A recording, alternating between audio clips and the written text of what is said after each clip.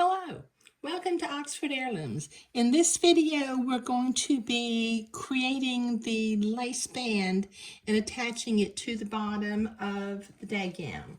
Now, what I plan to do is I'm going to have a row of entree at the bottom of the day gown. Let's see if I can move this up a little bit. A row of entree at the bottom of the day gown, followed by a row of Moline insertion lace underneath the entree, and then finally under that I will have some gathered 1/2 inch lace. Okay, but I need to prepare this band for attaching it to the bottom of the day gown. So let me move my laces out of the way temporarily. Now what I need to begin with is I need a piece of entree that I always like to make him just a little bit too big. I'm going to cut a piece of entree that's a little bit longer than the length of the bottom of the a little bit longer than the length of the bottom of the day gown. Let's get your words out, Carol. Okay, so now I'm finished with my entree, so I can put that off to the side. Okay, now I'm gonna put my day gown off to the side also. And I'm going to use my Moline lace, which when I actually attach it to the day gown, I'm going to have to be careful because, as I've mentioned before, Moline lace is one-sided. If you look at it from this side, it's kind of flat, but if you look at it from the back side, it's got some little fuzzies on it, so you've got to be careful with Moline lace.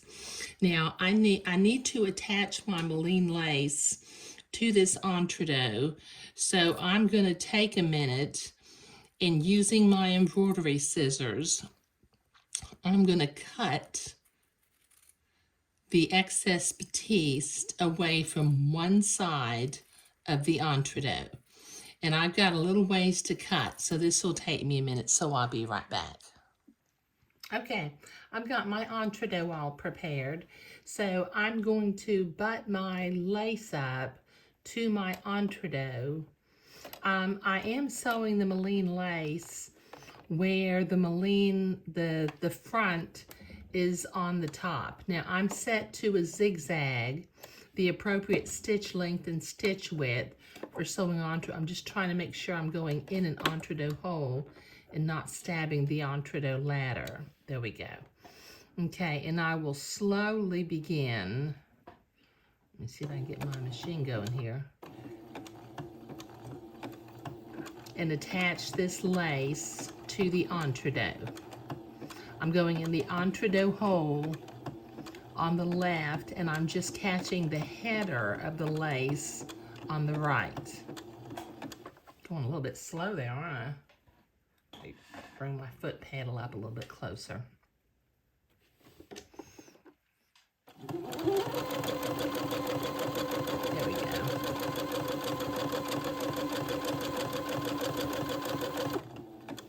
Okay, now I've got a little bit of lace to attach here, so I'm going to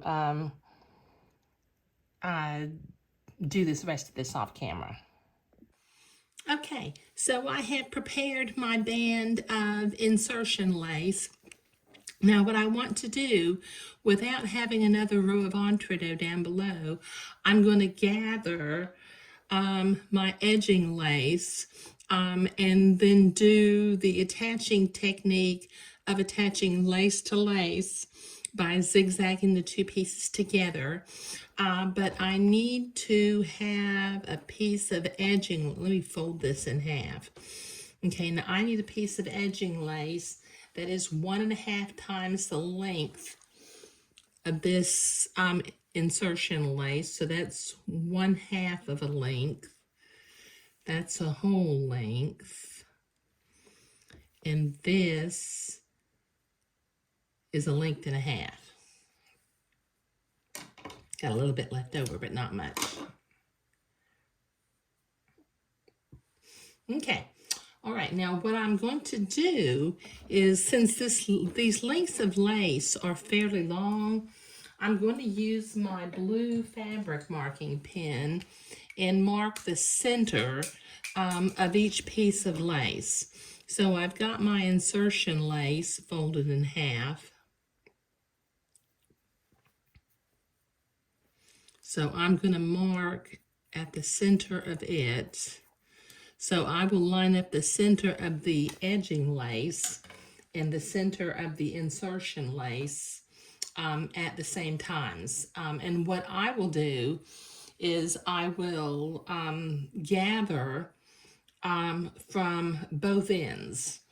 You know, I'll start at one end and gather it until it's 1/2 the length of the Moline lace, and then grab a header thread from the other end and gather the other end until it's half the length of the Moline lace.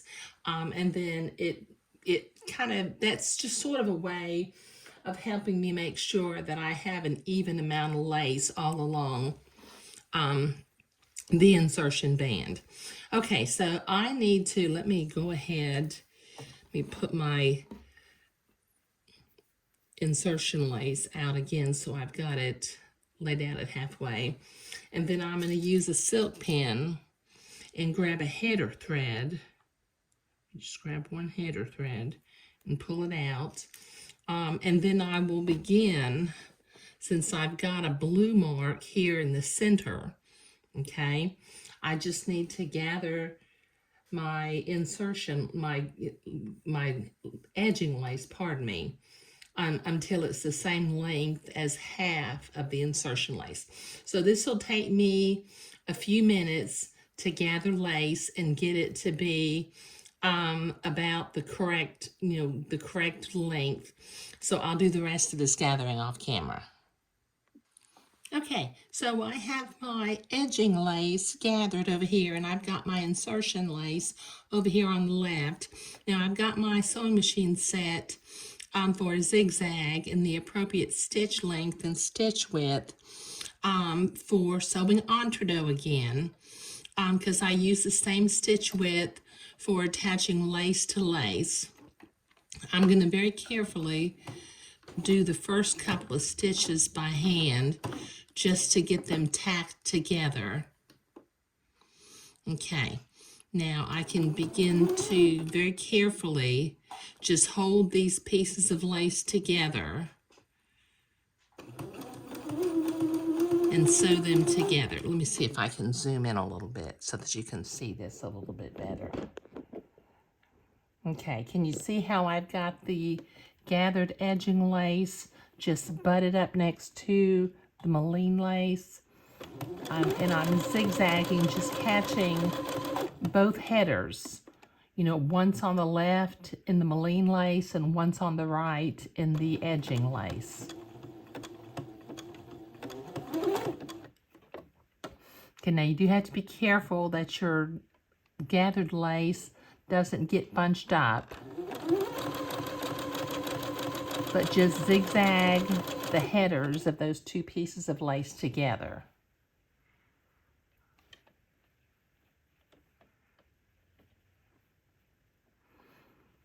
And this takes a little while. You don't want to try to do it real fast.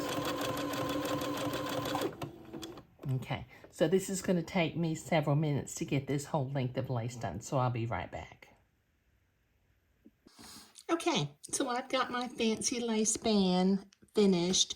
You know, I don't often attach lace to lace, but you know, it does give a little bit more of a delicate seam rather than doing a second entredeaux seam. Now you notice my two halfway marks didn't exactly match up, but they're pretty darn close. Okay, so I've got my silk pins at the ready, and I've got the day gown at the ready, and I'm going to start at the center back of the day gown. And let's see, I've got to make sure that my Moline lace is going to be right side out. Okay, so this is the fuzzy side. It needs to be facing me. So I'm going to pin, this will take me a couple of minutes. I'm going to pin this entrecôte band to the hem of the day gown. And I'll pin it all the way along.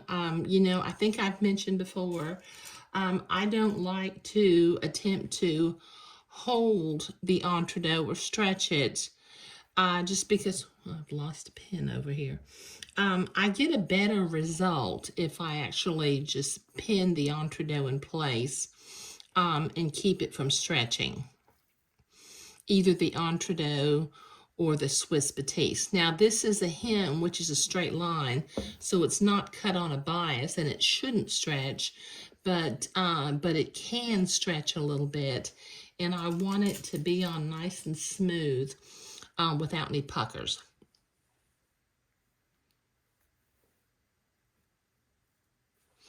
Let me keep my side seams where they are folded towards the back of the garment. Okay, this is going to take me a minute to get this pinned on all the way around, so I'll be right back.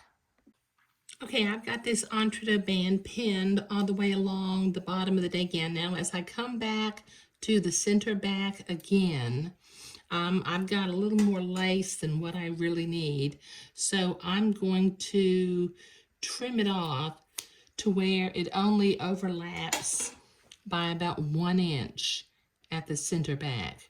And let me repin that. Okay, now I need to set my machine to a standard straight stitch, and I'm going to start at the center back. I mean, I guess I really don't have to, but I'm going to. And I'm going to, using a straight stitch, I'm going to sew right next to the entrecôte ladder on the batiste, and sew this lace band to the bottom of the hem of the garment.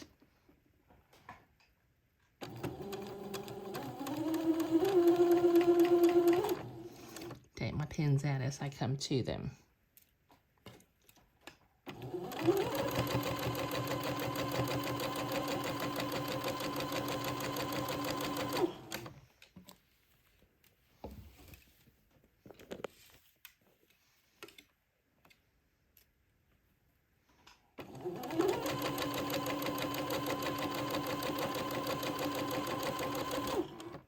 Okay, this is going to take me a minute to get all the way around the hem, so let me finish this and I'll be right back. Okay, I've got that lace band sewn on all the way around the edge or the bottom of the day gown.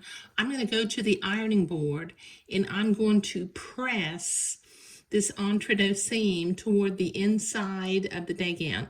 I'm not zigzagging the edge this time because, or you know, finishing off the edge, because I will zigzag close to the entrecôte line, and then I'll use my specialty scissors to trim that close to that zigzag line.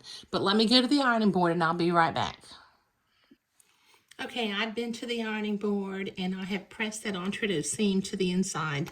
Now I'm going to start, see my back center seam right here?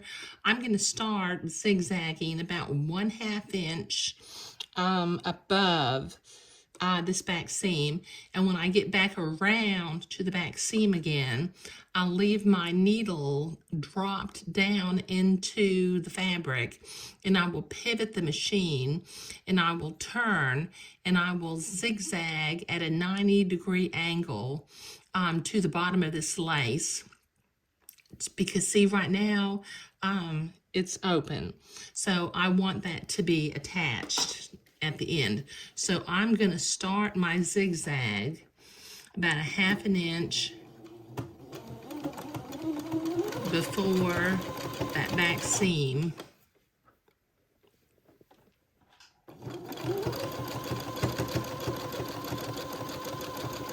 and just zigzag that in place. This will take me a few minutes to get all the way around the day gown. Now what I'm doing is, as I hope you can see if you can see this, is I'm catching, let me see if I can zoom in. Sometimes it gets out of focus. But I'm catching the fold of the fabric on the left, and I'm going in the entrecôte hole on the right. Okay, so this will take me a few minutes to get all the way around the bottom of the day gown, so let me do that off camera. Okay, I've almost gotten back to that center back seam, so I'm going to continue to zigzag until I get right at that center back seam. Let me slow down a little bit. Okay, I'm going to put my needle down in the fabric, lift the presser foot, turn it 90 degrees, and you see where this edge is still kind of loose? I need to zigzag that together. So I'm going to just zigzag right off the edge of the lace, go backward and forward a little bit to tack it into place. There we go. Okay. Yay! Let me clip my threads. And I've got some loose threads up here from where I started. So let me get those too. Okay, now I need to use my specialty scissors now. Let me zoom out for just a minute. Okay, what I'm going to do is right here on this one side of the lace where it's loose, I'm going to use my specialty scissors, if I can get a good angle on this, and I'm going to clip right close to where I zigzagged, and I'm going to trim that little bit of lace off. There. Okay, so one side is done. Now from the inside, there's a little bit of loose lace also. So once again, I'm going to use my specialty scissors and just come in here and close to that zigzag line, I'm going to trim that off. Now these specialty scissors are double curved applique scissors, and they've got blunt points, not pointy, not sharp points. I've done this in one other video, but you can order these from Amazon because I don't think they're available at the big box stores. But I'll put a link down below in the video description, and you can order some specialty scissors. Now, the next thing I'm going to do is my excess batiste from both the entree and the dress, I'm going to trim really close to this zigzag line using the specialty scissors. Okay, now this will take me a while to get all the way around the gown, so I'll do the rest of this off camera.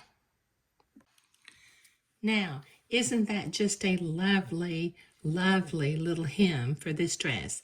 I need to put a little bit of water on those two blue spots to make them go away. Okay, now I have already woven the silk ribbon into one of the little cuffs and tied a bow. I'm about to finish the other one. What I do is I start at the arm seam and I pull the ribbon in until it's at the halfway mark, right like this. And then I simply weave it in one hole and back through the next one. I use my seam ripper.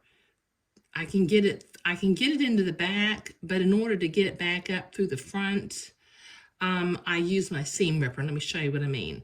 Okay, I can get it into the back, and then I use my seam ripper. I just simply reach in there and gently grab it and pull it through. Now, I hope that got twisted. Let me untwist it.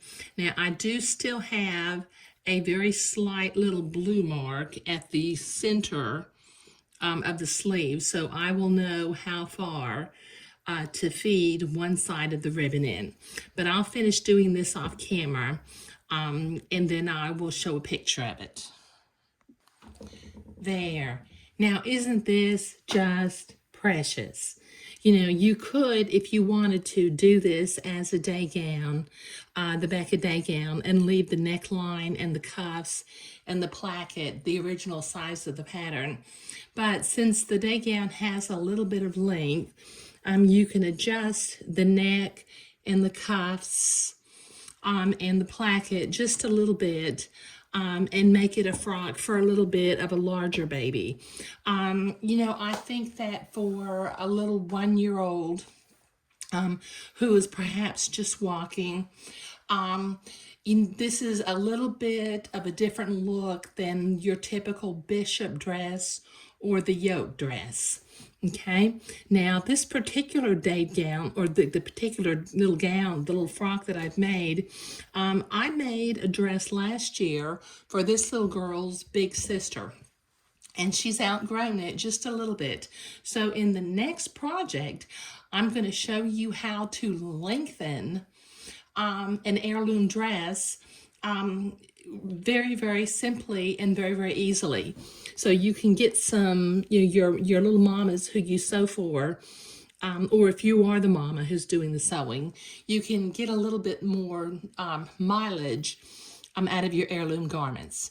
But preparing the lace panel and attaching the insertion lace with the gathered edging lace was what I was doing today, along with weaving the ribbons into the little cuff pieces. Okay, all right, so this is the final video for project number 27, and I'll see you next time. Thank you.